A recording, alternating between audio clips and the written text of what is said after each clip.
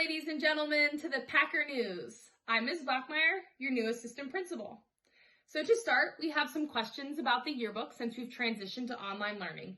Please be assured that a yearbook will be published this year. Yearbooks will be delivered in the fall with a specific date to be determined. The deadline to order your yearbook is June 30th, 2020, and quantities are limited. Visit the yearbook activities page on the school website to order, and follow all of our social media channels to get the best up-to-date information. And now, here's Corbin Hosey with the most popular trends and events that happened this 2019-2020 school year. Thank you, Corbin. All right, guys. It has been a crazy year for all of us. So let's do a little recap to show what happened at the late end of 2019 and the early 2020. Let's get started. There was the Area 51 raid. There was the Amazon wildfire, Australia wildfire, and of course, who can't forget the California wildfire. Bees were added in Minecraft, and then much later, killer bees were added in Northwest America. Kobe died, rest in peace. The McRib came back in 2019. World War III almost started. Hong Kong started a revolution. Greta Thunberg advocated for a better, cleaner environment. And then we also had the Notre Dame fire. Hopefully the Hunchback got out in time. And finally, COVID-19. The thing I never want to hear ever again in my life. Thank you, and back to you. Good morning, Packers. This is Assistant Principal Sisted. I miss you guys, and I cannot wait for you guys to be back in the building. But until then, we will continue with an online format for summer school. Session 1 starts next week, Monday, June 1st, and will run through June 12th. The registration window for Session 1 has already closed, but if you're worried that you didn't get into a class and you have a question, please feel free to email me and reach out. The good news, Session 2 registration will open up again for 3 days. We will open that window on Wednesday and have it close late Friday. If you aren't sure of a course that you might need for second semester, please reach out to your counselors and they can help with that. Session 2 will start June 15th and run through June 26th. All of this information regarding summer school can be found on our website, so please check that out. If you have any additional questions on courses or classes that might be needed, please reach out to your counseling team. And then if there are additional questions, you can reach out to me. We are excited to have this opportunity to do summer school through an online format. And I know that you guys are going to do wonderful with that, as you have done throughout this whole distance learning these last 2 months. Now here is Ethan with more information on social distancing transition with his interview with Superintendent Sleddy. Make it a great day, Packers. Okay, so my first question for you is, how has the transition to distance learning affected your role as superintendent this year? It has changed a great deal in how I spend my time. Prior to distance learning, I spent a lot of time going to different buildings for different events and meetings, and spending time having conversations in person with people. And since this has all come to be, all of my meetings and all of my interactions with teachers and administrators, community members, and students has been like we're doing right now. So in some ways it's created some conveniences, but in other ways it has really packed a day, just kind of going from one meeting to the next meeting in a virtual world. So that's been a big change. Thinking quickly, having to come up with solutions pretty much on a daily basis to things that come up is a really big part of my day as well. Okay. Has there been a good turnout with the meal distribution, and will that continue throughout the summer? Yes, the meal distribution has gone well, and the number of students that are taking part in that actually is increasing, which we're glad the students are getting the food that they need. And we're sad that I'm hoping that there aren't students that aren't getting it yet. I worry about those that maybe for some reason aren't accessing that, but it will continue through the summer. Okay. Have students or parents reached out to you to express their thoughts and feelings about the distance transition? Not specifically on the distance learning. When I talk to them about various items, they'll tell me a little bit how things are going, but I haven't had a strong um, emails from parents saying this happened with social or distance learning or that happened. I've had a lot of positive things sent my way, videos of student work and interactions, and those are coming from the staff, but mostly in informal conversations with parents has been most of my information. Have students' grades like increased or decreased since distance learning started? I don't have the final grades to be able to tell you the exact answer. I know for some students, they've really thrived in having that flexibility and the ability to work at their own pace and to have some choice into how they're showing their learning. For other students, it's been a challenge. Not every student has access to the same materials or time in their day. Some have big families and maybe don't have a space to do the work like they would if they were at school. So for those students, I think there have been some challenges, and we have had some students that have struggled with attendance and with keeping up with coursework. But we'll know more when final grades come in. Are there like options for students to like increase their grades if they aren't doing so well because of distance learning? I think the teachers are providing a lot of flexibility, and I think the word grace is giving students grace. And in return, the district's administration has tried to give teachers grace too, because they're trying to teach and they might have children at home too. So I think both of our staff and our students need to, be given a little bit of a break during this time, because it's been not easy. Not only are they had very little time to prepare and to very little time to adapt, they're doing really, really well with it. But there are still some things that we hadn't worked out in advance that have come up. So um, that would be kind of what I'm thinking on that. How have teachers responded to distance learning and all that? I think they've responded really well. I think it's been a challenge, specifically with teachers who were not comfortable with technology, that maybe had never done a lot with uh, virtual meetings or flipping classrooms, creating teaching videos and things like that. But many of them have reached out and said that it's gone a lot better than they anticipated. It's a learning curve, but they're all lifelong learners, and they know that, given the choices that we had at this point, this was the best option, and they just jumped in. And I would say for myself, it's the same. I didn't like going to Zoom meetings prior to this because I wasn't quite confident in the technology. If I had to show my screen, or how do I, chime into a conversation with 20 people in a Zoom or on a Teams meeting. And now I'm very comfortable. It just took a little bit of time to get used to. How has this affected the role of the school principals? I think that the school principals are finding that they are able to engage more with their teachers than even before. We do in our school buildings have to deal with things as they arise, different events that happen with our students. And without those students in the building, they have had some time to do some professional learning, some more work with learning communities. They miss their students greatly, and their time is spent very different, but they're still leading. They're still answering questions, working with students and staff, trying to figure out what needs to happen to help them be successful if things aren't going well. So in some ways it's very different, but in a lot of ways they're still working with students and staff like they did before, just virtually. How will this affect summer school? Well, summer school, prior to just the recent week or so, the governor just recently said that we could open up our doors to summer school with less than 15 in a room, with social distancing and several other guidelines. We had already planned to do distance learning in summer school. So students will have the opportunity, if they need to retake a class or to continue their learning in the summer, there are opportunities for that. But as of right now, we're continuing with distance learning, and we'll be watching the numbers to see if we can start bringing groups back in over the summer for if an elementary school wants to do some small group reading and things like that, we're going to be open to those ideas.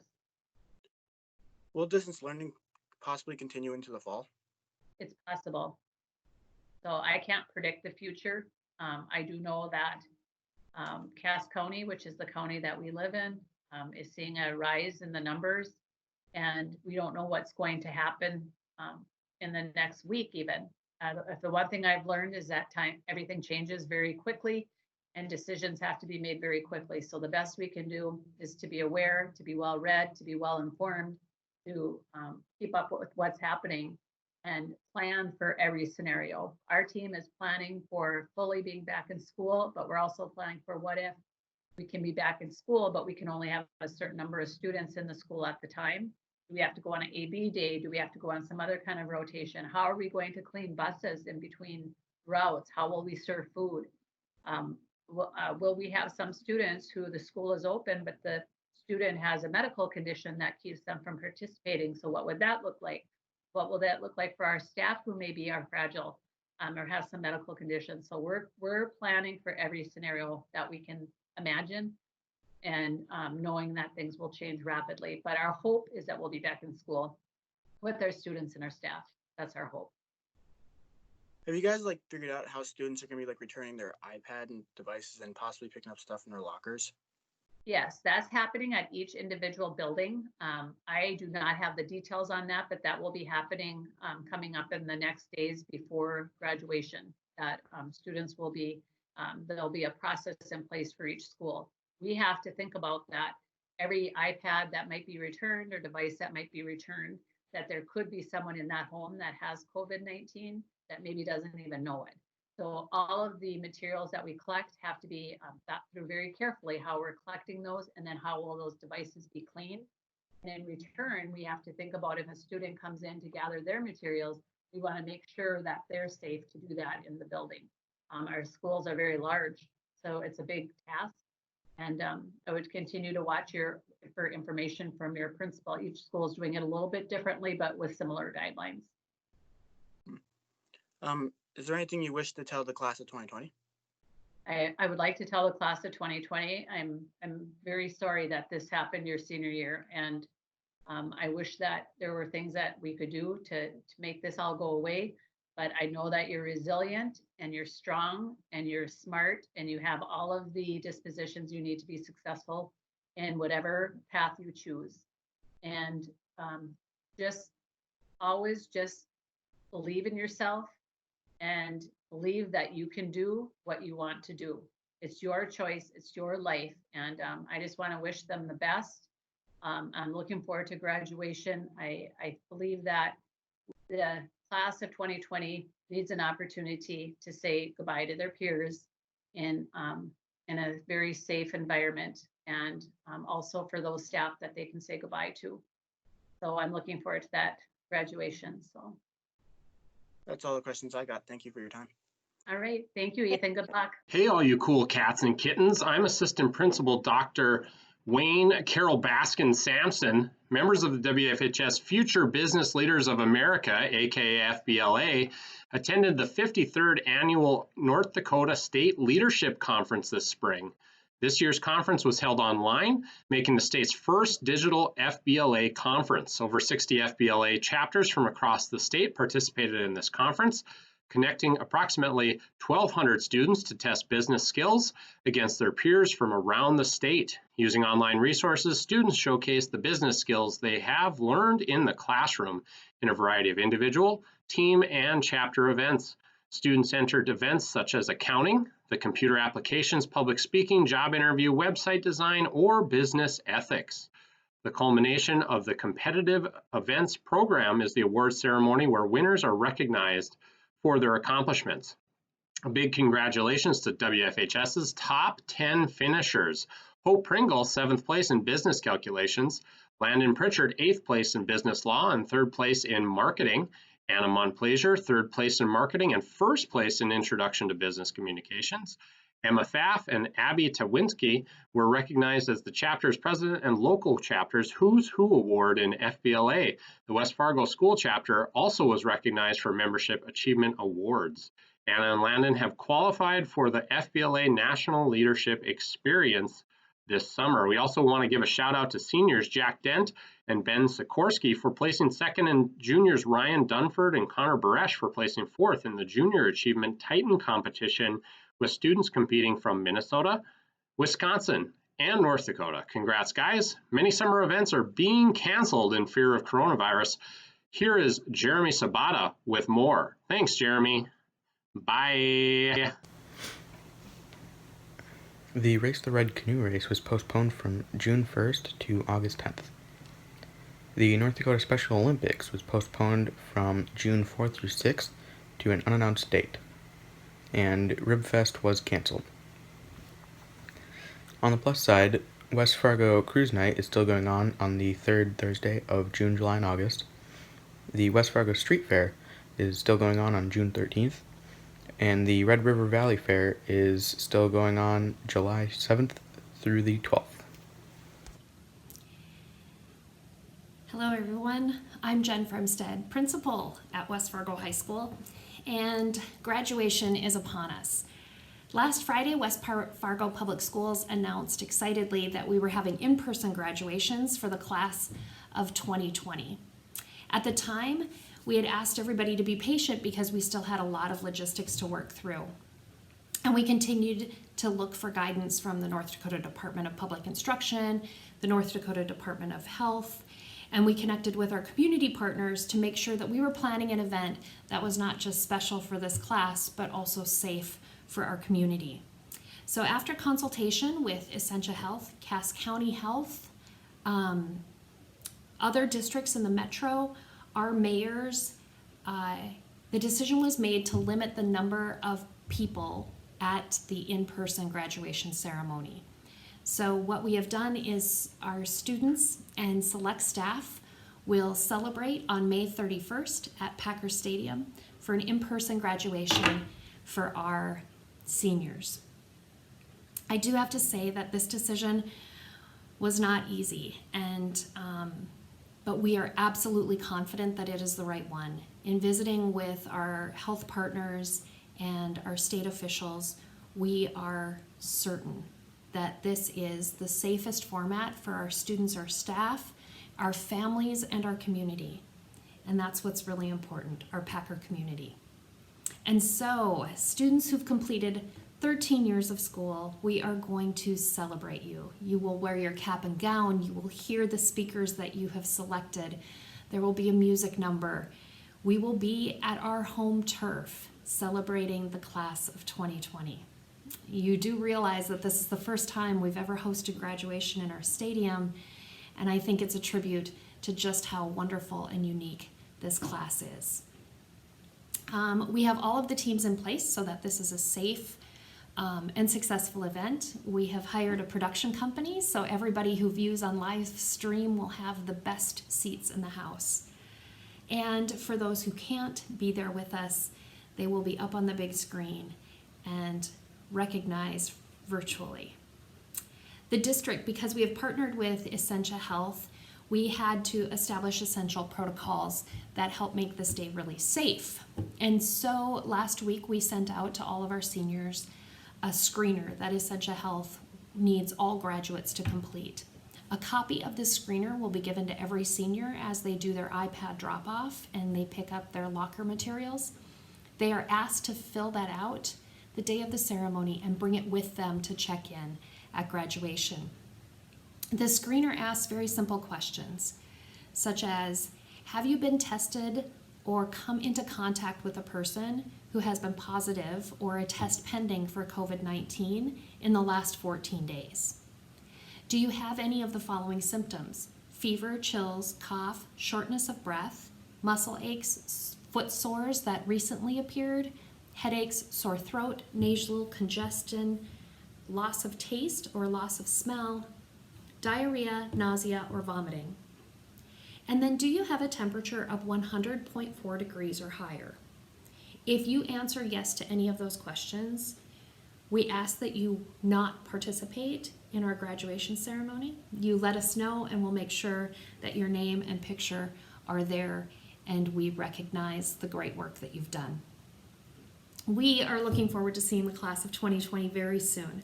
So again, ceremony information, it will be at West Fargo High in Packer Stadium at 1 o'clock on May 31st. Many of our Packer News staff and members are leaving high school to start a career or secondary education, and we want to say thank you for your hard work and great Packer News this year. Mrs. Baxter and her team did such a great job, and we're super proud of the work that you've done. Well, hello guys. This is going to be my goodbye video. I'm obviously a senior, so this is my last year for, broadcast, publications in general, and just last year being here. So, just time to say goodbye. High school was pretty decent, It had its ups and downs, but it was really nice, I got to really learn a lot about what I'd like to do and what I want to do for the future. So, but I'll be going to NDSU. At least get my 4 years done there, and I'm hoping to do something in like computer programming, computer science, communications, or graphic design. I'm a really techie guy, like hands-on tech and so forth. So that's probably something I'm going to be focusing on within the next portion of my life now, But goodbye, West Fargo High School. It was nice being a student at this wonderful establishment. In the time I've gotten to meet and get to know all of you, it has been one long 4-year ride I had the privilege to ride. For some of us, this has either been the best or worst years of our lives. For some of you, you have no clue what you're gonna do. That's okay. Because we are born in a time where information is literally everywhere. Though you might not know where you will go, you will always have the ability to find the perfect place. It's only a matter of time. Remember to not forget where you came from, where you are now, and where you were going. Because if you do, you will not remember where you went. Thank you for your time. This has been Packer correspondent Corbin Hosey signing off. Have a good life, West Fargo. Hello, ladies and gentlemen. My name is Chris Boykai. I've been doing broadcasting for about 3 years now, and this is my senior year. So, just want to say thank you for all the folks who subscribed to our channel and helped us grow and watch our videos every Friday or Thursday or whatever day we uploaded. As I move on with my career in life and stuff like that, I hope you all get the opportunity to go to college if you're choosing. If you choose to go to college or get into that branch of military or whatever your plan is, go right into the workforce, whatever your plan is. Just hope to see you guys around. Peace. And thank you to our seniors for your awesome videos. And finally, to the class of 2020, you are unique and you will be celebrated on May 31st. This is the final segment of Packer News for the year. We didn't want it to end like this, but we are certainly proud to be Packers. So, have a great summer, Packers.